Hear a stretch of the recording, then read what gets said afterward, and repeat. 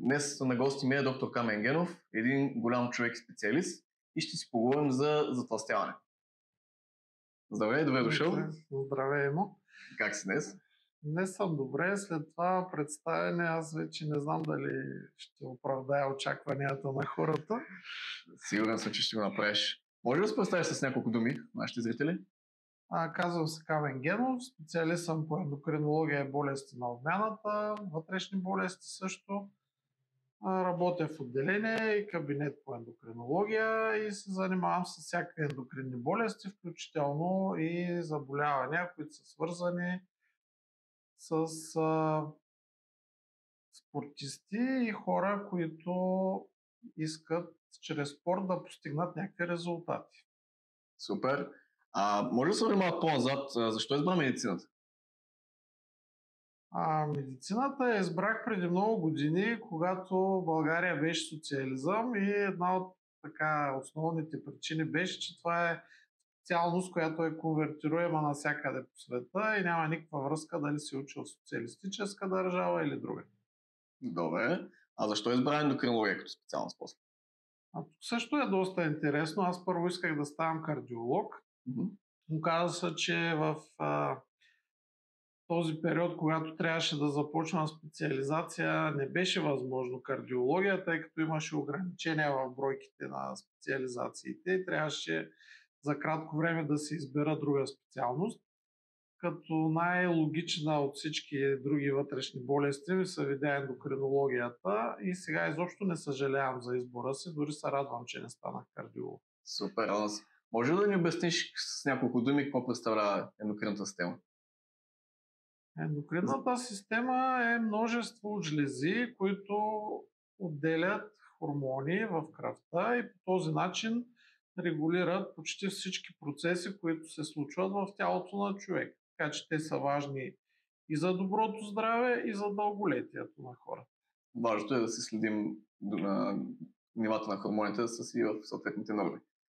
Те най-често са в норми, по-редки са случаите, когато не са и тогава обикновено хората решават да ги проследят, когато имат някакъв проблем.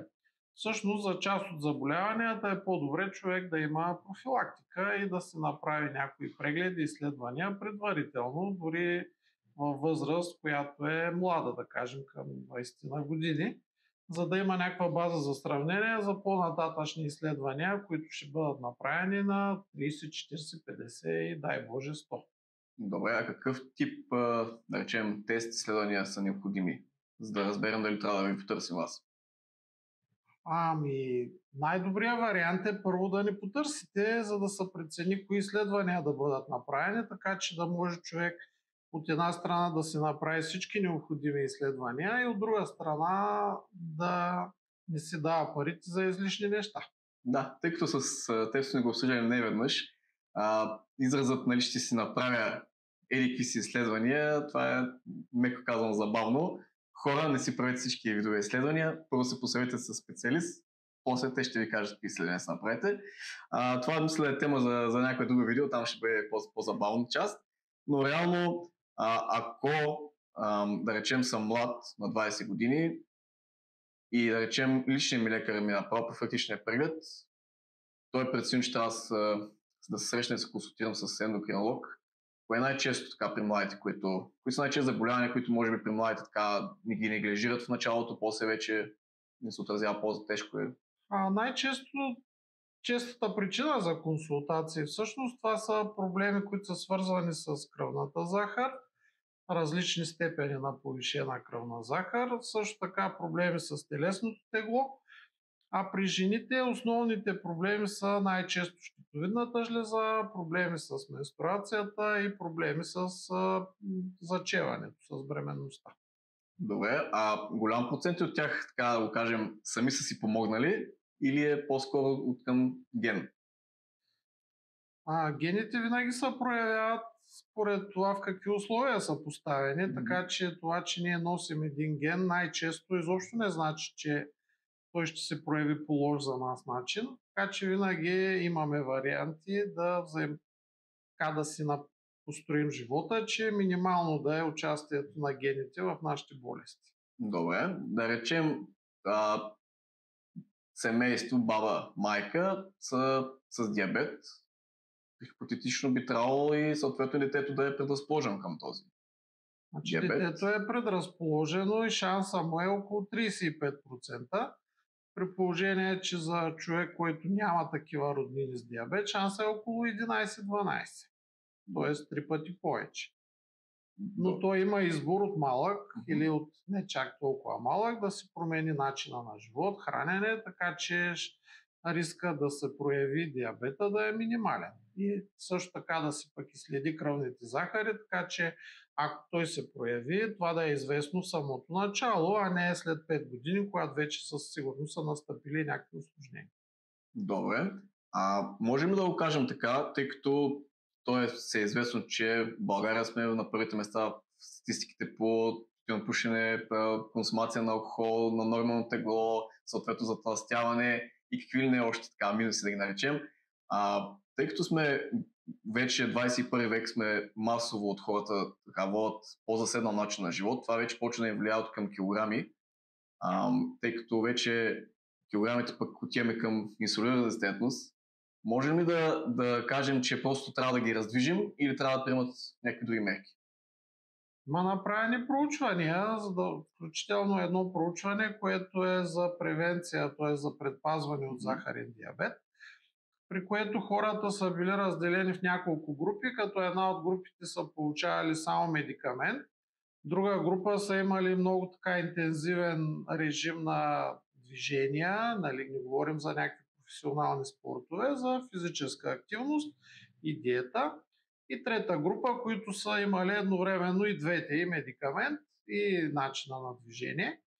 В крайна сметка с най-лоши резултати, т.е. най-голям процент от хората са получили диабет в тази група, която са били само на медикамент, без да имат промяна в начина на живот. А другите две групи, тази, която е била само с физическа активност и движение, и тази, която е получавала и медикамент към физическата активност и диетата, са били с долу-горе еднакъв процент на развитие на захарен диабет. Тоест, имаме избор, без никакви медикаменти ще постигнем по-добри резултати, отколкото ако само вземаме медикаменти, а пък не си направим труда да си променим начина на живот и хранене. Тоест, раздвижете се, така да го кажем. Наистина, заседнат начин на живот наистина вреди много. Можем ли да го обобщим в едно изречение, да не сбъркам? Заседнат начин на живот, съответно нормално тегло, съответно голям шанс от инсулинорезистентност, даже гаранция. Съответно, ако не приемем мерки за инсулинорезистентност, може да отидем към диабет. Да, в голяма степен може ли да го кажа така. по такъв начин? В голяма степен това е пътя. Сега все пак не забравяме, че инсулиновата резистентност е нещо, което го има и физиологично. Всяка бременна има инсулинова резистентност, но още всички хора имат инсулинова резистентност. Всяка една жена, която има менструация във втората фаза на цикъла, има инсулинова резистентност. Така че инсулиновата резистентност е нещо, което е доста често, което го има всеки един човек. Тук въпросът по-скоро е дали това ще го има в по-голяма степен и като патологичен процес, а не като нещо, което си е физиологично и природата го е създала с някаква цел. Добре, самата инсулинова резистентност предразполага или, така да кажем, помага ли да продължим да качваме килограми излишни с формата мазнини, да затлъстеем, така да кажем? Да, тук се оформя един порочен кръг, тъй като някаква причина има, която води до инсулинова резистентност. Тя предразполага към натрупване на повече килограми, то на определени места в тялото, обикновено в областта на корема, горната част на бедрата. Също така обаче пък и натрупването на мазнини влошава инсулиновата резистентност, то я увеличава и така става един самоподдържащ се порочен кръг, при който теглото води до инсулинова резистентност, тя пък предразполага към качване на още килограми.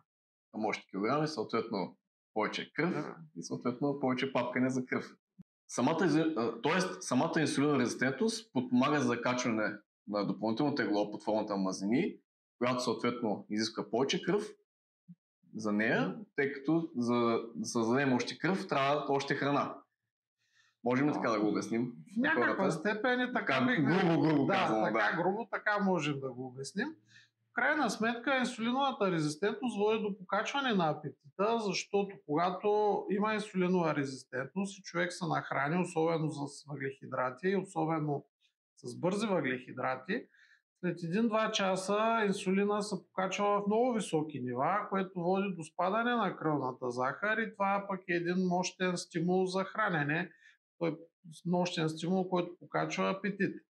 Ние наблюдаваме при пациенти, които си правят орален глюкозотолерансен тест, при който изпиваш 75 грама глюкоза и се изследва кръвната захар и инсулина в следващите 1-2-3 часа. Ние виждаме как хора, които на втория час след като са изпили тази глюкоза, вместо да имат покачване на кръвната захар, да кажем тя да е 7-8, тя става 1,5, което е много ниска стойност и това хипогликемията, ниската кръвна захар, която е причинена от високия инсулин, е мощен стимул за хранене, така че тия хора обикновено след всяко хранене 2-3 часа по-късно отново са гладни, отново едат, след 2-3 часа отново са гладни и така 24 часа. И влизаме в един порочен кръг, който е постоянно. Така се повтаря. И излишните калории естествено се трупат като резерви. Това са масни клетки. Добре. Тук вече малко така преминахме към храненето. Можеш да обясниш, тъй като сега влизаме тук в една тема, която така супер много се говори, но аз виждам, че много малко хора така наистина разбират и осъзнават какво казват. Можеш да обясниш какво е базови метаболизъм? С някакво изречение. Значи основният метаболизъм са тези калории, които човек изгаря в покой, като тук се включват калории, които са за поддържане на нормална телесна температура, за поддържане на нормален ионен баланс, за работа на черва, на мозък, сърце, мигане, дишане, въобще функционира. Абсолютно всички функции. И тук не се включват активните движения, които са свързани с ежедневна активност или пък някаква трудова дейност или пък спорт. Добре. Това е единият вариант е този, който е с наднормално тегло вече или наречен даже затлъстял. Единият вариант е да си оправи храненето. То е задължително това, но не е достатъчно. Тук трябва да вкараме и пак в началото, което си говорихме, физическа активност. Макар и малка за начало, съответно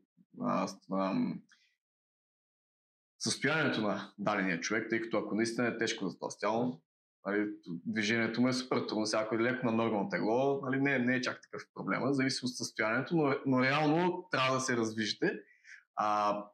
Да се поговорим пак за тези калории, че те навсякъде, то вече стана на хората им писано да ги слушате неща, но наистина това е истината и трябва да някакси да го обясним, може би някакси по-лесно, по-разбираемо, на по-лесен език. Има направени метаанализи на множество проучвания, свързани с отслабване. И в крайна сметка анализа показва, че 2 задължителни условия трябва да бъдат изпълнени, за да се намали човек теглото. Първото условие е калориите, които изяжда, да са по-малко от калориите, които изгаря, както за основен метаболизъм, така и за физическа активност. Второто задължително условие е това намаление на калориите да не е за сметка на белтъците в храната. Т.е. трябва да приемаме достатъчно белтъци и каквото ограничаваме да е за сметка на мазнини и въглехидрати. Човек 2/3 поне от калориите си ги изгаря за основен метаболизъм и само около 1/3 ги изгаря за някаква физическа активност. Така че едно кардио, то ще ви изгори там 250-300 калории, долу-горе един сладолед. Други 2000, някои хора малко повече, други малко по-малко според пола, възрастта, ръста, теглото, ги изгарят и в покой. Така че е доста по-добре човек да си увеличи основната обмяна, тъй като там изгаряме калории в 7-те дни от седмицата, а не само в 3-те дни, в които ходим на тренировка. Тъй като мускулите изгарят много повече калории, мазнините те са създадени не да изгарят, а да съхраняват енергията, т.е. те изгарят минимални количества калории. Колкото повече мускули има един човек, толкова повече калории изгаря. По тази причина силовите тренировки, които създават някаква мускулна маса, са доста ефикасни и за отслабване, тъй като по този начин човек си повишава основния метаболизъм и с 3 тренировки за по час и нещо, вие изгаряте 168 часа калории в седмица. Супер, това супер много ми хареса, тъй като да кажем на дамите, дами, тренирате с тежести, няма да направите кой знае какви големи мускули, те мъжете не могат, пък за вас още по-трудно, не сте предразположени за това. Но реално да, на мен това го казвам на всички мои клиенти, че най-добрият начин си е да се тренираме с някакво съпротивление, в случая тежести, не толкова кардиотренировки. Това за начало и още за продължаване на пътя, по който се тръгне да речем да отслабнат или просто да влезат в някаква по-добра форма. Протеина е важен, щангите си щанги, а мазнините, аз мисля, че сещаш за моя приятелка, бях пращал при теб като пациентка, тя беше тотално без мазнина диета. Да, проблемите бяха много тежки. Това също искаме да го кажем за жените. Мазнините, доктор Дегенов ще потвърди, мазнините са много важен фактор за хормоналния ви баланс. Не, аз като казах, че не трябва да се намалява протеина, нямах предвид, че трябва да спрем мазнините и въглехидратите или едното или другото. Просто те трябва, те ще присъстват, но ще бъдат ограничени, така че човек да се вмести в калориите, които са му за 24 часа. Добре, дай в едно изречение пак, не че най-вероятно не са го чували всички.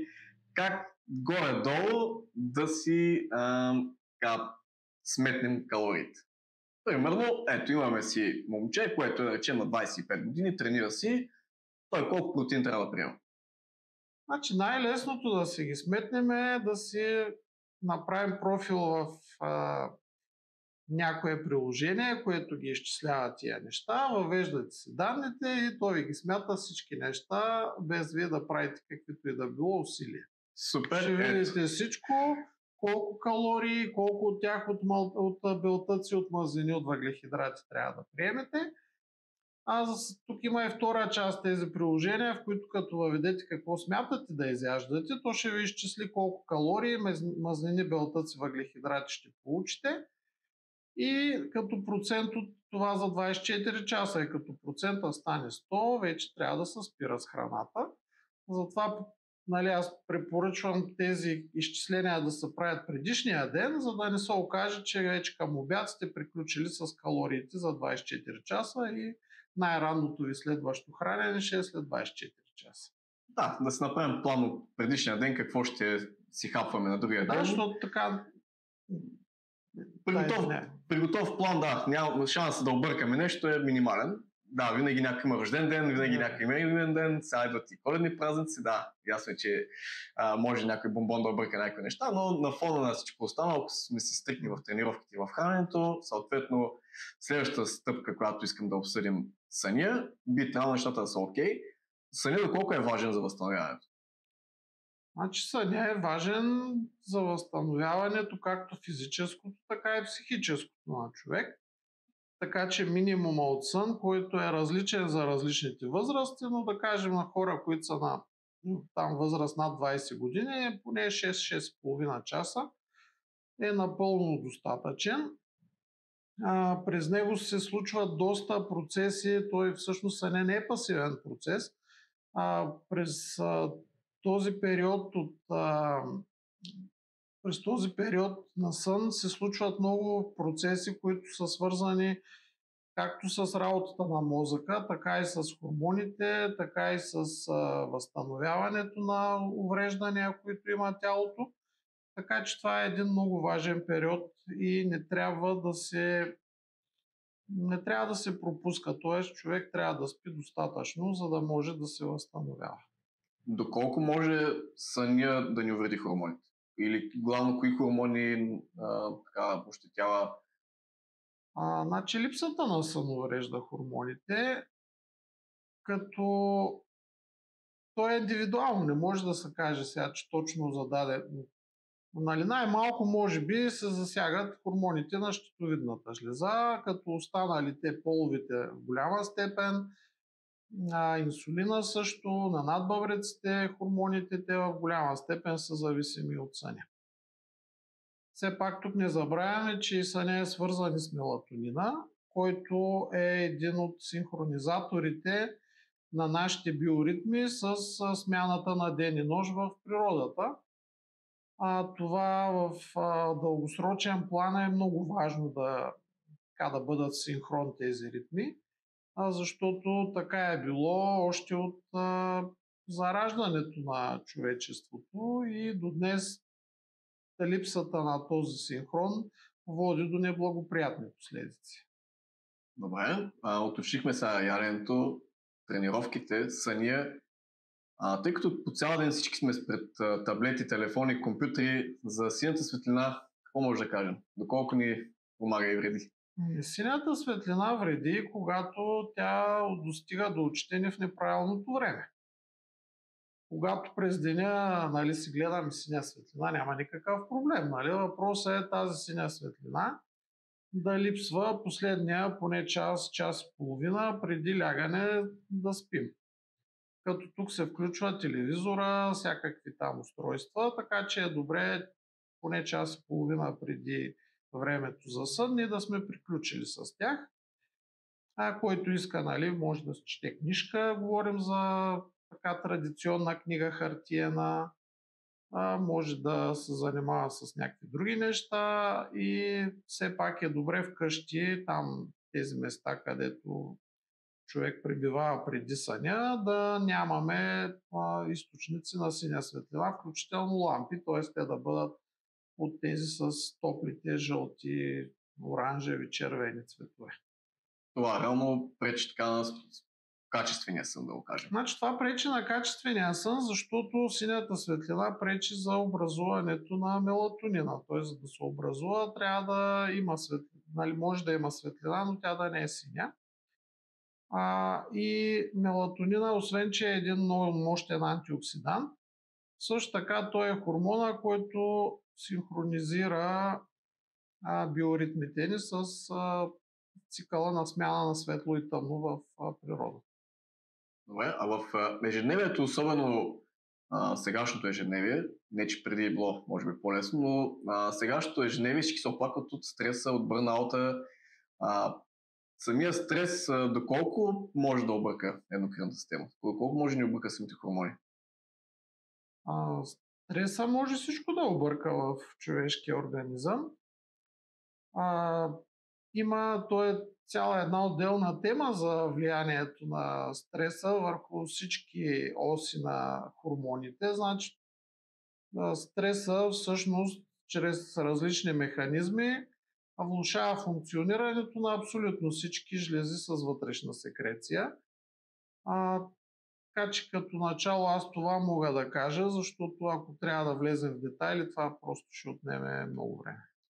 Добре, можем да го обобщим по такъв начин, че силно стресовата ни среда с обездвижеността или също неправилното хранене, т.е. стрит фуд, фаст фуд, такъв тип хранене, които съответно не са от най-здравословната такава хранене. Тази дума използвам, много обичам тази здравословна думичка. Също сънят и всички неща, които го изброихме до сега, може ли това нещо като в една обща картинка да го кажем, че е крачка към диабет? Значи ние може да кажем, че е крачка към диабет, но то няма да е напълно вярно, защото то е крачка към множество други заболявания, освен диабет. Диабета е само една малка част от заболяванията, които могат да бъдат причинени от такъв начин на живот. Идеята ми е просто да го обясни на хората, че тези няколко фактора, като се ги съберем заедно в продължение няколко години, наистина ползите реално и минусите не са наравно. Тоест, ако вие не се храните здравословно, не тренирате, не се движите, не си оправите съня и всички неща, които ги изборихме, може наистина да се навредите и трябва после да ви свържем с доктор Камен Генов да ви помага. Може да се поговорим малко за диабета, тъй като аз, по мое наблюдение, много хора го неглижират.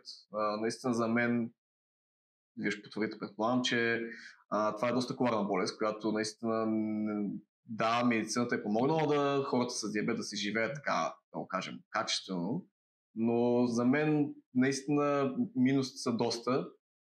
Вие как мислите по въпроса? Проучванията показват, че наличието на захарен диабет води до скъсяване живота на човека, като според това надолу-горе каква възраст е открит диабета и как е лекуван пациента, това скъсяване на живота може да бъде до 10 години, което никак не е малко. Ако средната продължителност, да кажем, на хората без диабет на живота е за мъжете 68-9 години, за един човек с диабет това би било с 10 на години по-малко. И всеки може да си отговори дали иска да живее 10 години повече или не. Причината в голяма степен е, че диабета не боли. В началото, когато кръвните захари са повишени, но не прекалено много, човек няма абсолютно никакви оплаквания. И ако той не си направи изследване да установи, че има повишена кръвна захар, няма да знае, че има захарен диабет. Но осложненията, които настъпват от по-високите кръвни захари, те се започват още от самото начало на повишаване на захарта и колкото по-дълго време е по-висока кръвната захар, толкова повече и по-тежки са осложненията. Например, тези всеизвестни симптоми като пиене на много течности, често уриниране, ставане да уринират нощем, това се случва при стойности на кръвната захар, които ще станат на 12-13 ммол на литър. При положение, че ако човек има кръвна захар на гладно 7 и нагоре, това вече е захарен диабет.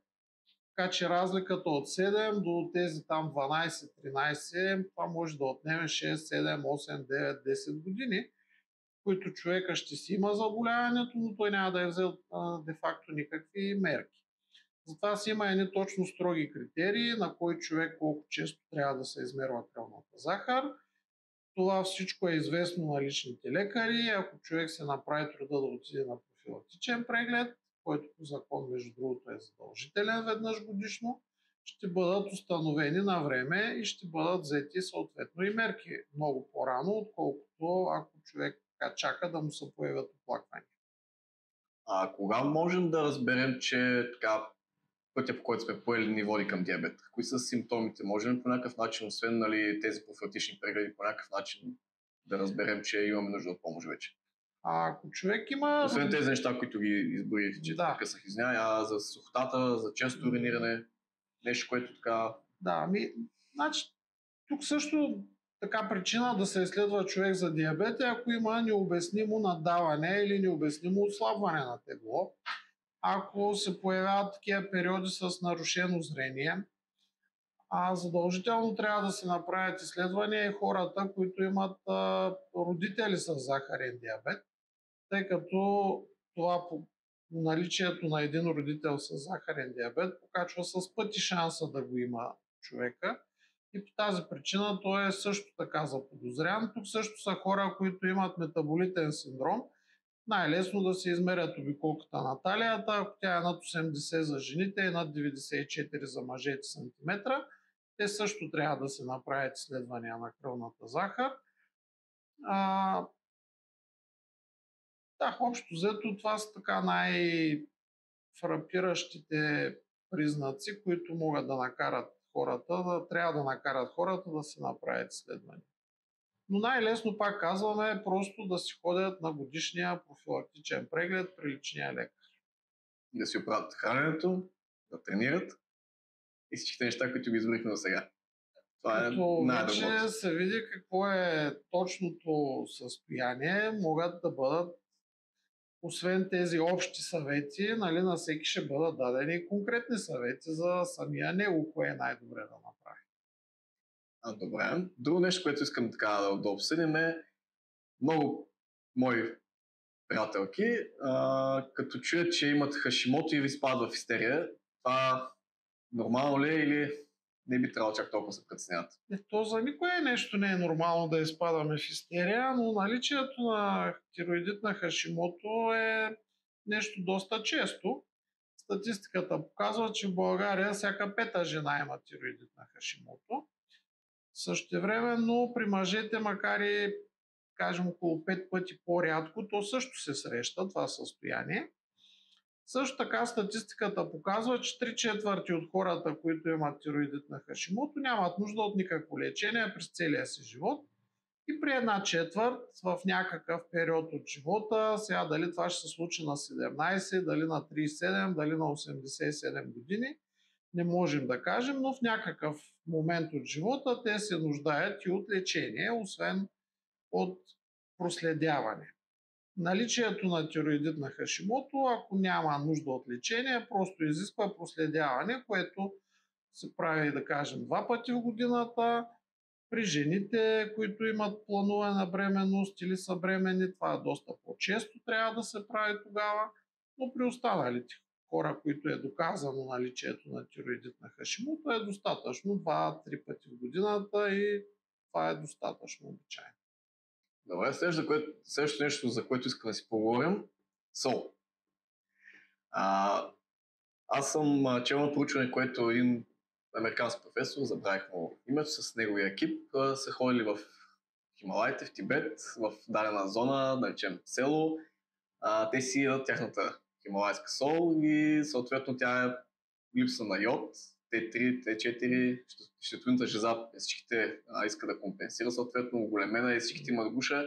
Бихме ли, тъй като аз давам този съвет на мои клиенти, да си ядат българската йодирана сол, а хималайската да я пропуснат, а те в момента маркетингово хималайската сол препоръчват.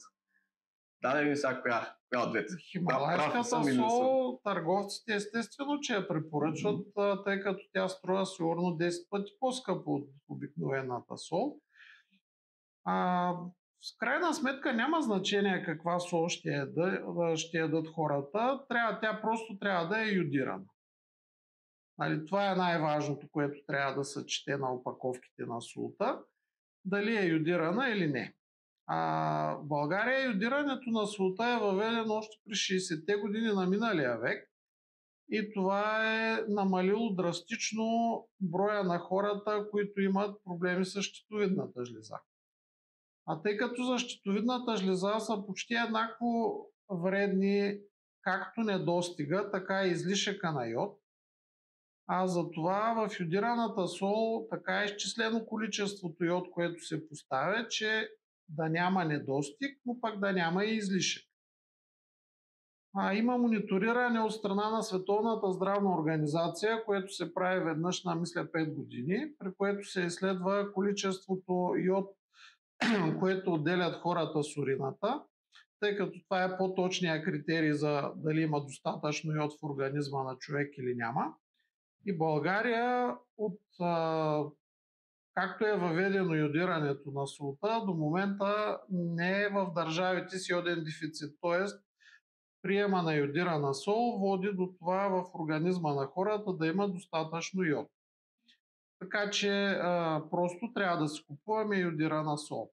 Също така от няколко години с регламент на Европейския съюз е въведено йодирането и на солта, която се използва за животните.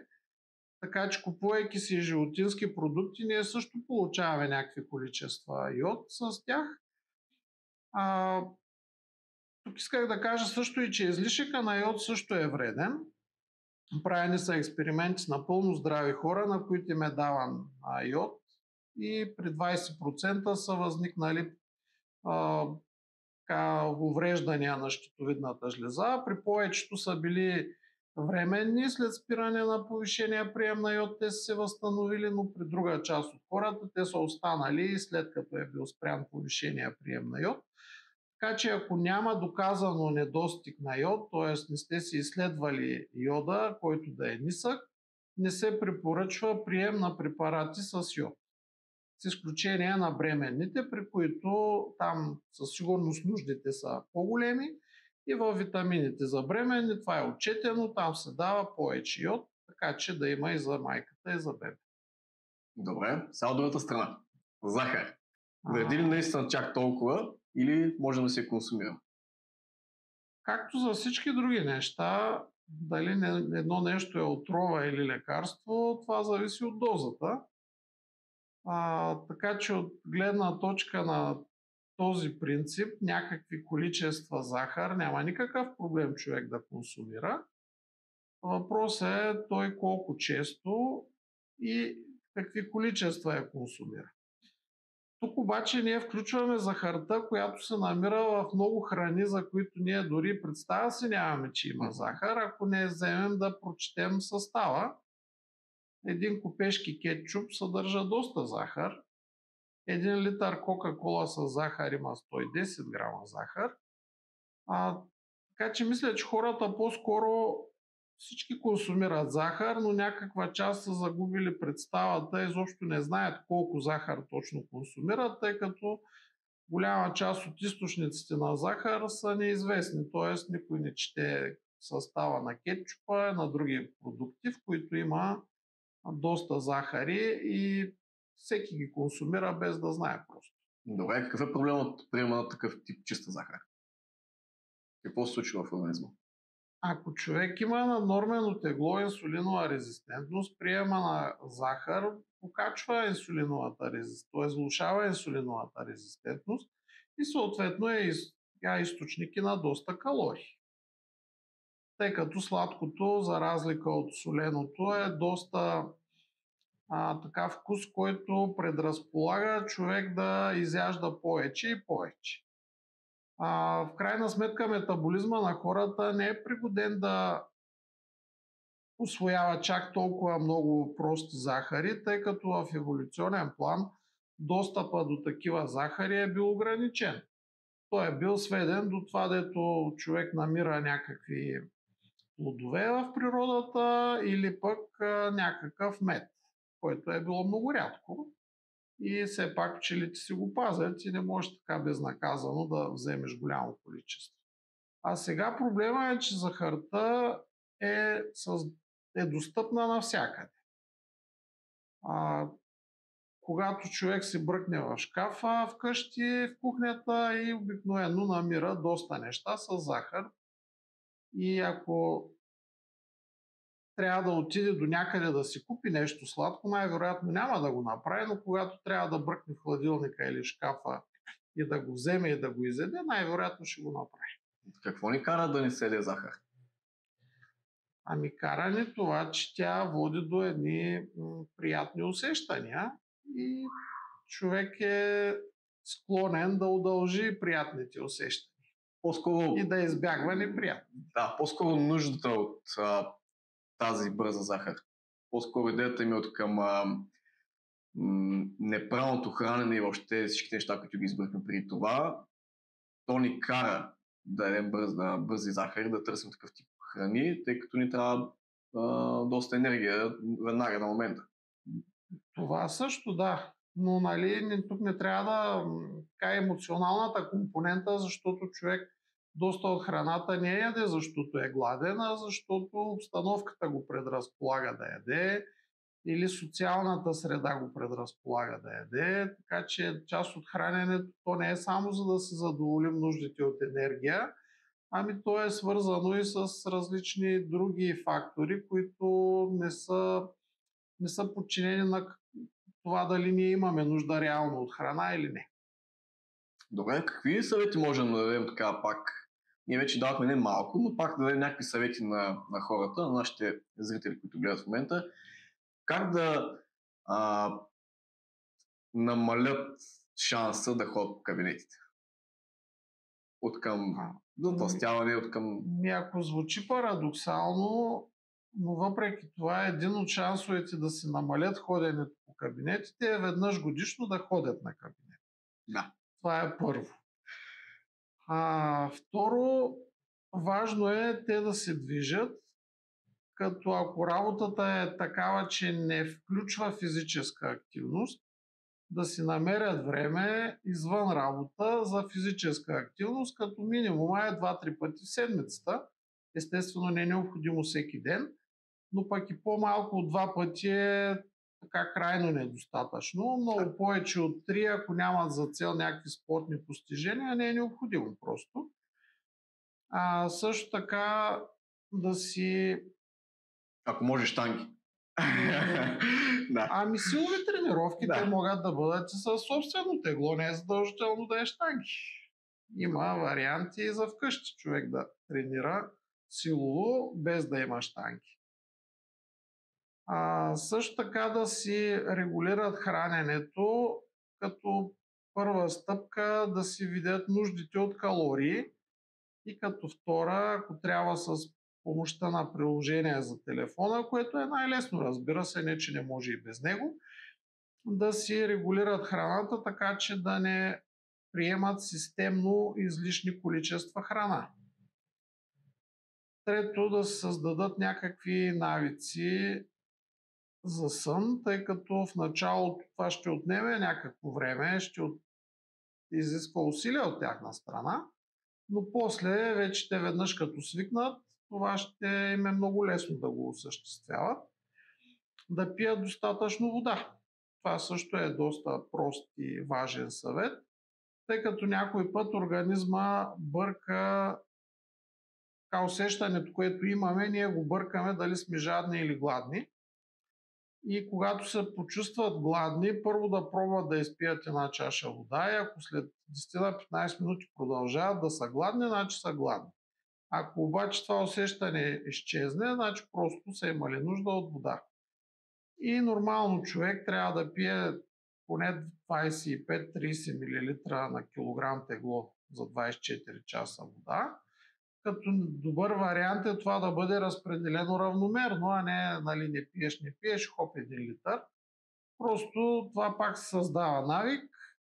Началото с усилия, с някакво напомняне на половина-един час да се приема някакви количества вода, като след няколко месеца вече човек свиква и няма нужда някой да му напомня, че трябва да го прави. Добре е да се пие вода преди да усетим силно чувство за жажда. Това са главните причини, които... Съветите са много, просто има цели книги написани, така че ние няма как сега да ги преразкажем. Но няколко главни съвети, могат които да си купят някаква книга с такива съвети и просто да видят кои са приложими за тях и да ги спазват. Били препоръчал някой? На първо четене. Аз в момента не се сещам как е точното заглавие на тази книжка. Дали ако трябваше я намерим да я покажем, тя може да бъде свалена напълно безплатно и в интернет, така че даже няма и да платят пари за нея. Супер. Но е на английски. Вече друга тема. Добре. Благодаря днеска за гостуването. Беше ми супер приятно да си поговорим. Ние днес обсъдихме няколко неща, опитахме да ви дадем някакви съвети, надяваме се, че сме били полезни. С доктор Генов пак ще се видим в някое друго видео, ще си поговорим за много интересни теми, като стероиди, всички знам, че искате да си поговорим за тях.